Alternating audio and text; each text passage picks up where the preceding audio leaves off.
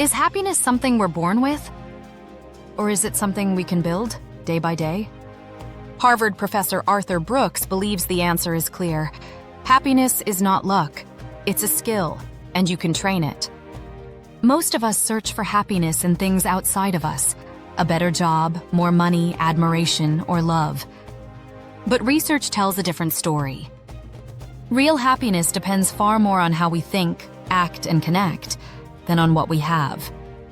Psychologists break happiness into 3 key components: 50% genetic, 10% life circumstances, and a powerful 40% shaped by our own choices. That 40% is where transformation begins. So how do we take control of that 40%? In Build the Life You Want, Arthur Brooks and Oprah Winfrey reveal 3 simple yet powerful practices to grow happiness from within. The first is emotional awareness.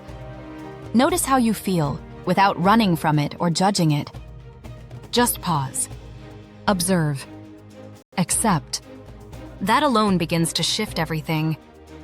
The second is gratitude. Each day, write down 3 things you're thankful for.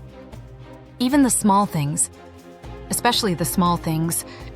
Sunlight on your skin, a hot drink, a kind word. Gratitude shifts your lens from lack to abundance. The third is deep connection. Meaningful conversations, sincere gestures, moments of presence with the people who matter. Because at its core, happiness is always shared. These aren't grand or complicated practices, but they require something we often overlook: consistency.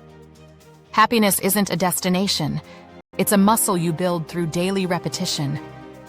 As Oprah reminds us, happiness doesn't just happen, it's built, moment by moment. So ask yourself tomorrow morning, what kind of happiness will I create today? The more you practice, the more it grows. And that practice begins, not someday, not next week, but right now, with your choice.